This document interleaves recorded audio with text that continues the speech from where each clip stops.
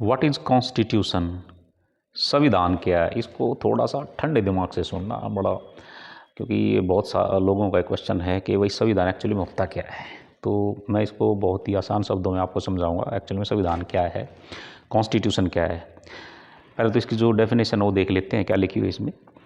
A constitution is a set of fundamental rules that determine how a country और state is run. Almost all constitutions are codified, which simply means they are written down clearly in a specific document called the Constitution. अब हिंदी में देख लेते हैं इसको। संविधान मौलिक नियमों का एक समूह है जो निर्धारित करता है कि किसी देश या राज्य को कैसे चलाया जाता है। लगभग सभी संविधान संहिताबद्ध हैं, जिसका सीधा सा मतलब है वे संविधान नामक विशिष्ट दस्तावेज में स्पष्ट रूप से लिखे गए हैं। अब सुन लो भाई क्या है ये जो संविधान होता है ना, संविधान ये किसी भी देश का सुप्रीम लॉ है, सुप्रीम कानून है, सर्वोच्च कानून है। ये एक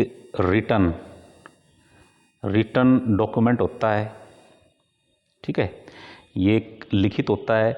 उसके हिसाब से ही देश की सारी संस्थाएं चलती हैं, चाहे वो गवर्नमेंट है, चाहे वो सुप्रीम कोर्ट है, कोई भी एजेंसी, चाहे वो प्राइवेट एजेंसी है, चाहे वो सरकारी एजेंसी है, वो सारे के सारे संविधान के दायरे में रह के ही काम करती हैं।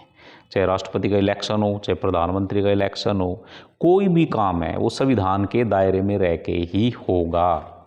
तो ये मान लो कि संविधान जो है वो सर्वोच्च है, किसी भी देश का सर्वोच्च कानून है, उसके हिसाब से ही सारे काम होंगे।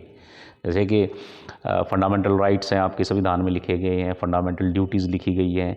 मान लिया कि संविधान में कोई चीज़ स्पष्ट नहीं है, ठीक है ना, कई बार होता है ना, क्योंकि सारी चीज़ संविधान में लिखी नहीं जाती। संविधान एक तरीके से एक डायरेक्शन है कि ये जैसे इक्वलिटी की बात करता है, इक्विटी की बात करता है, ये जस्टिस की बात करता है, ठीक है ना।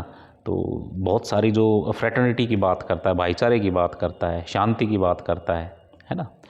तो डेमोक्रेसी को स्ट्रेंथन कैसे किया जा सकता है, लोगों को इक्वलिटी, इक्वल अपॉर्चुनिटी कैसे दी जा सकती है, ठीक है ना। तो अब ये डिसाइड कौन करेगा कि भाई जो भी कानून बनाया गया है, कोई एजेंसी काम कर रही है, वो संविधान के हिसाब से कर रही है नहीं कर रही है। तो उसके लिए क्या है कि उसके लिए होता है सुप्रीम कोर्ट। सुप्रीम कोर्ट क्या है, चीफ गार्जियन, मतलब कि सुप्रीम कोर्ट संविधान का रक्षक है। अगर पार्लियामेंट कोई ऐसा कानून पास कर दे कि वो संविधान के दायरे से बाहर है, तो सुप्रीम कोर्ट के पास पावर है, उसको नल एंड वॉइड घोषित कर सकता है, मतलब जीरो घोषित कर देगा उस कानून को कि भाई संविधान के दायरे से बाहर है, इस कानून को लागू नहीं किया जा सकता। तो यहाँ क्या है, चेक एंड बैलेंस की थ्योरी है। और अब ऐसा नहीं है कि भाई जो सुप्रीम कोर्ट भी अपने आप में सुप्रीम हो गया, ठीक है ना। अगर सुप्रीम कोर्ट का कोई जज गलती करता है या करप्शन के केस में या कोई और एलिगेशन उस पर लगते हैं, तो उसके लिए फिर पार्लियामेंट है, लेजिस्लेचर हम जिसको बोलते हैं, विधानपालिका, वो उसकी तहकीकात करेगी, ठीक है ना। उस जज को भी हटाया जा सकता है।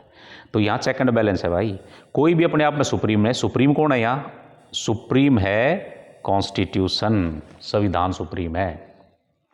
तो संविधान क्या है, संविधान किसी भी देश का जो है सर्वोच्च कानून है, ये लिखित में होता है। और हमारे देश का जो संविधान है वो सर्वोच्च है। सारे के सारे काम जो हैं वो उसी के दायरे में होंगे। प्रधानमंत्री कैसे काम करेगा, गवर्नर कैसे काम करेगा, राष्ट्रपति क्या ड्यूटीज़ होंगी, क्या रिस्पॉन्सिबिलिटीज़ होंगी, चीफ मिनिस्टर की क्या जिम्मेदारी होंगी, और इवन कि हर एक नागरिक की क्या जिम्मेदारी है। अगर किसी नागरिक के फंडामेंटल राइट्स का कोई वायलेशन होता है तो सुप्रीम कोर्ट में जा सकता है वो, ठीक है ना। तो सुप्रीम कोर्ट जो भी डिसीजन देता है वो कॉन्स्टिट्यूशन के ही दायरे में देता है, कॉन्स्टिट्यूशन को ध्यान में रखते हुए देता है।